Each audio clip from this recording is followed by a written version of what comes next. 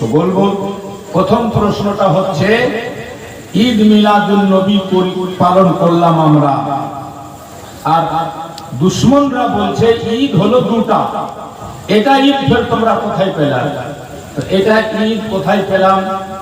অন্য কোন দিনকে ঈদ বলা হয়েছে কিনা হাদিস কোরআনে, এটা আমাদের জানা দরকার আছে না নেই? যারা বলেন জানা দরকার আছে না নেই? 2 নম্বর কথা, নবী পাকের জন্ম হয়েছে 1500 বছর আগে। ওরা বলছে যে তোমরা এখনো খুশি মানাবা ওই দিনে, আর যেই দিনে নবীর জন্ম সেই দিনে নবীর ইন্তেকাল। যদিও ইতিহাসে মতান্তর আছে, তারপরে ওয়াহাবি দেওবন্দীরা বলে যেই দিনে নবীর জন্ম সেই দিনেই নবীর মৃত্যু। তো তোমরা মৃত্যু দিবস পালন করবা না? নবী ইন্তেকাল করলো তো দুঃখ পালন করবা না, খালি খুশি মানিয়ে দেবা? আপনার উত্তরটা কি হবে জানা দরকার আছে না নাই?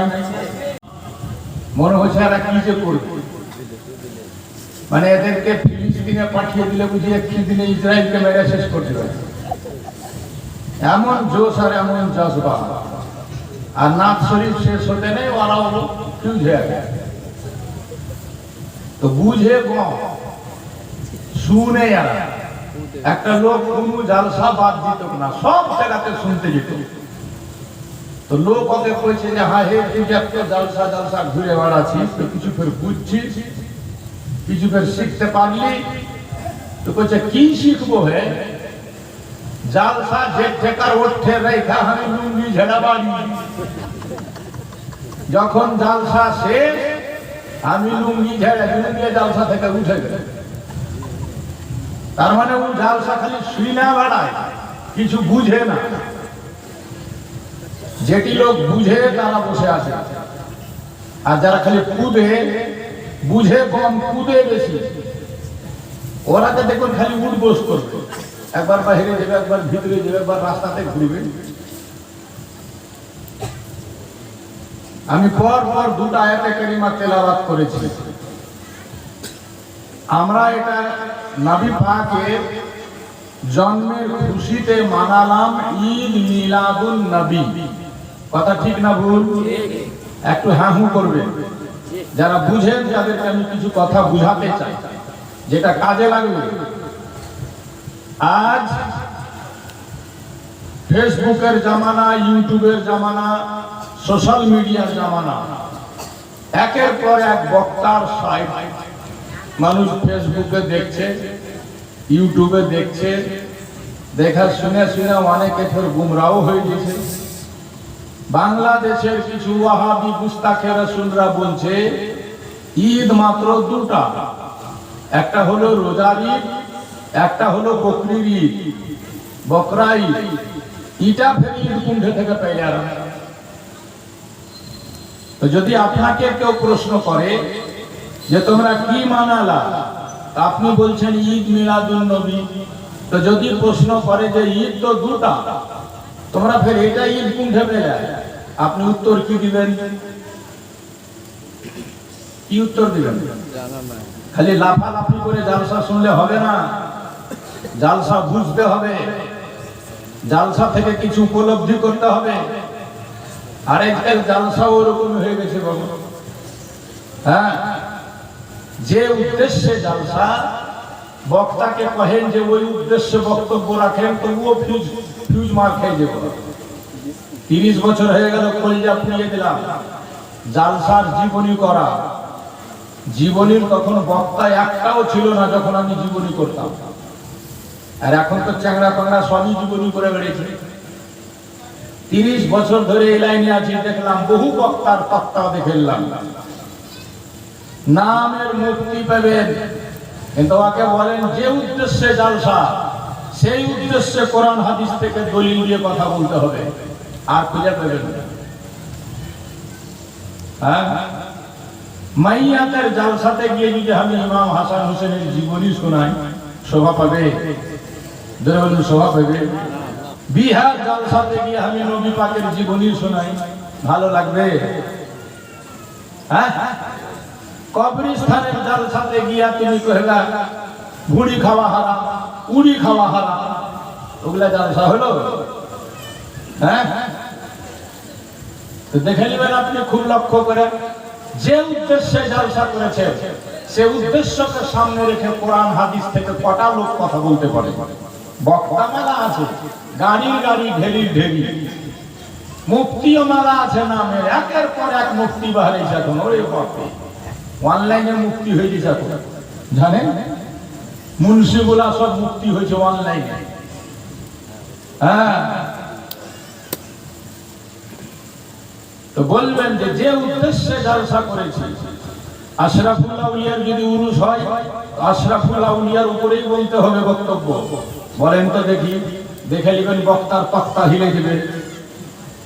নবী পাকের জুলুসের জালসা, ঈদ মিলাদুন নবীর জালসা, কোরআন হাদিসে এই সম্পর্কেই কথা বলতে হবে। দেখবেন তো বক্তার হাড্ডি ঘষকে যাবে। তার মানে আমি সব জানি এমন কথা নয়, তবে আমার চেষ্টা এটাই থাকে যে উদ্দেশ্যে জালসা, যাহা কিছু জানি অল্প স্বল্প কোরআন হাদিস থেকে, সেই উদ্দেশ্যেই কথা বলার চেষ্টা করি। তো বলবো, প্রথম প্রশ্নটা হচ্ছে ঈদ মিলাদুন নবী পালন করলাম আমরা, আর দুশ্মনরা বলছে ঈদ হলো দুটা। এটা ঈদ ফের তোমরা কোথায় পেলাম? তো এটা ঈদ কোথায় পেলাম? অন্য কোন দিনকে ঈদ বলা হয়েছে কিনা হাদিস কোরআনে, এটা আমাদের জানা দরকার আছে না নাই? যারা বলেন জানা দরকার আছে না নাই? 2 নম্বর কথা, নবী পাকের জন্ম হয়েছে 1500 বছর আগে। ওরা বলছে যে তোমরা এখনো খুশি মানাবা ওই দিনে, আর যেই দিনে নবীর জন্ম সেই দিনে নবীর ইন্তেকাল। যদিও ইতিহাসে মতান্তর আছে, তারপরে ওয়াহাবি দেওবন্দীরা বলে যেই দিনে নবীর জন্ম সেই দিনেই নবীর মৃত্যু। তো তোমরা মৃত্যু দিবস পালন করবা না? নবী ইন্তেকাল করলো তো দুঃখ পালন করবা না, খালি খুশি মানিয়ে দেবা? আপনার উত্তরটা কি হবে? জানা দরকার আছে না নাই? জোরে বলেন, জানা দরকার আছে না নাই? আচ্ছা, নবীর জন্ম দিবস কি নবী পালন করেছে?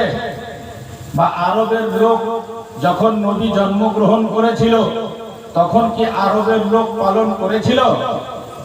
যদি না করে থাকে তো তোমরা 1500 বছর পর নবীর জন্ম দিবস পালন করছো, এর দলিল কি আছে?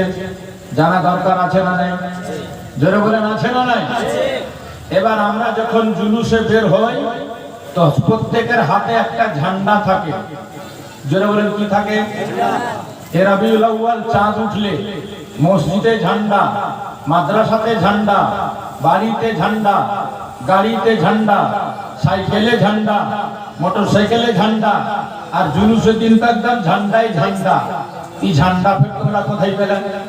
ঝান্ডা নিয়ে কেন ঘুরবান? এর কি কোন দলিল আছে? আছে না নাই? জানার প্রয়োজন হবে কিনা?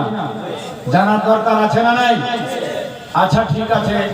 তারপরে কইছে যে নবীর যখন জন্ম দিবসে খুশিতে তোমরা মসজিদে লাইট লাগাইছো, বাড়িতে লাইট লাগাইছো। আপনাদের এখানে তো কম লাগিয়েছে, আমাদের মেহরাপুরে গিয়ে দেখেন গোটা রাস্তার উপরে প্যান্ডেলের মতো ছেলেরা লাইট করেছে। চাঁদ উঠেছে সেই দিন থেকে। ঢুকলে গ্রামে সত্যি রাত্রি বেলা খুব ভালো লাগে। নবীর আনন্দে, নবীর খুশিতে এতগুলা লাইট জ্বালিয়েছো তোমরা, এটার কোন দলিল আছে? এটার কি প্রমাণ আছে? তারপরে প্রশ্নটা হচ্ছে যে তোমরা এগুলা করে পাইবা কি? নবী পাকের জন্মের নেই খুশি মানালা, জুলুস করলা, জলসা করলা, প্রোগ্রাম করলা, এর বিনিময়ে কিছু পাবা? কিছু আমরা পাবো? পাবো কি পাবো না? এটা জানা দরকার আছে না নাই? জোরে বলেন, আছে না নাই? এরকম যতগুলো প্রশ্ন আছে প্রত্যেকটা প্রশ্নের জবাব আমার কাছে আছে, কিন্তু আমি বেশি লম্বা চওড়া বক্তব্য রাখতে পারবো না। কারণ যুবক ছেলেরা 2 জন সৈয়দকে দাওয়াত করেছিল। আজকে 2 জন সৈয়দকে দেখতে পাবেন আপনারা। আল্লাহর হুকুম দেখে, হ্যাঁ, হুজুর জামি মিয়ার নাম ছিল। কোন কারণে ওনাকে কেউ ফোন করে ভুল ইনফরমেশন দিয়েছে, যার ফলে উনি দিল্লি পর্যন্ত পৌঁছাবার পরেও ব্যাক হয়ে গেছেন। কিন্তু আল্লাহর রহমত দেখে, অটোমেটিক এই যুবক ছেলেদের ভালোবাসার কারণে আল্লাহ পাক মুম্বাই থেকে হুজুর সৈয়দ মুইজ আশরাফ আশরাফুল জিলানীকে, যিনি আমাদের ইতিপূর্বে মিশন থেকে পাগড়ি পেয়ে ফারাগাত পেয়ে মুম্বাই দাদাজানের মাদ্রাসা দারুল উলুম মুহাম্মাদিয়াতে শিক্ষকতা করেন। গতকালকে ওনার দাওয়াত ছিল সাজিপুরে, আজকে সুবহানাল্লাহ উনি পৌঁছে গেছেন বাগিচাপুরে। যারা বলুন না সুবহানাল্লাহ। আপনারা খুশি কি খুশি নয়? दोनों हाथ उठे बोलें या अली, एक बार बोलें या मखदूम, एक बार बोलें या अशरफ। हाँ, এই নারাটা আমি কেন লাগাতে বলি, মাঝে মাঝে বাড়িতে বলবেন ইয়া মখদুম ইয়া আশরাফ, এই নারাটা লাগাবেন। এই নারা লাগালে আপনার বাড়িতে কোনো ছেলে মেয়েকে উপরা ধরবে না, আপনার বউ বেটিকে শয়তানে চাপ দিতে পারবে না, আপনার বাড়ির সীমানাতে কোনো শয়তান জিন ঢুকবে না। মখদুম পাকের নামে এত পাওয়ার আছে, যদি দেখতে হয় কিছোছা শরীফে যেতে হবে। বেরাদার বন্ধুগণ ভাইরা, আমরা যেমন তেমন পীরের সিলসিলা পাইনি, এমন পীরের সিলসিলা পেয়েছি যে দরবারে আলা হযরত আশরাফি মিয়া হাত ইমাম ইশক ও মোহব্বত আলা হযরত ফাজিলে বেরেলভী হাত চুমেছেন, একমাত্র যার তিনি হচ্ছেন আলা হযরত আশরাফি মিয়া। পাও চুমেছে যার তিনি হচ্ছেন আলা হযরত আশরাফি মিয়া। সেই সিলসিলার আমরা মাননে वाला চাহনে वाला। এজন্য তো আশরাফি মিয়া বলেছে, আশরাফি नाज कर तू अशरफ पर, कौन पाता है खानदान ऐसा। सुभान अल्लाह, जरा बोलবেন না সুবহান আল্লাহ। না বুঝেন না, বুঝেন না। সারা রাত জলসা শুনে এক বিহারীকে কইছে কেউ যে জলসা কি শুনলি হে, মানে ওদের ভাষায় কইছে তুই কি শুনলো, রাত ভর যে জলসা শুনলো তো কি শুনলো, তো কইছে মোর ফর্ম নাই। কি বুঝলেন? কইছে কি শুনলু, ফর্ম না, মানে খেয়াল নাই। ওই খেয়াল নাই শোনা জলসা শুনে লাভ নাই। জলসা শুনেন বুঝা, একটা কথা বুঝে উঠবে, আপনার আসা যাওয়া সার্থক হবে, শোনাটা সার্থক হবে। তো যাই হোক, মাঝে মাঝে ইয়া মখদুম ইয়া আশরাফ বলবেন। আমার অভ্যাস মতো দু চারটি ছন্দ নবীর শানে না লাগে মন্দ, পাবেন আনন্দ। শায়রে ইসলামের উর্দু ভাষাতে শুনলেন, বুঝলেন নেই না বুঝলেন, খালি হাত খুব চমকাইলেন আপনারা। হ্যাঁ, খুদা কবি খুব করলেন, কিন্তু যদি বলা যায় যে কি বুঝেছেন বুঝান তো দেখি, ওই যে ফোন নেই। হ্যাঁ, খালি দেখা দেখি কুদিয়েন না, বুঝা কুদবেন তো লাভ হবে। আমার সাথে আপনারা পারলে বলবেন নবী পাকের শানে বাংলা জবানে কবি লেখ।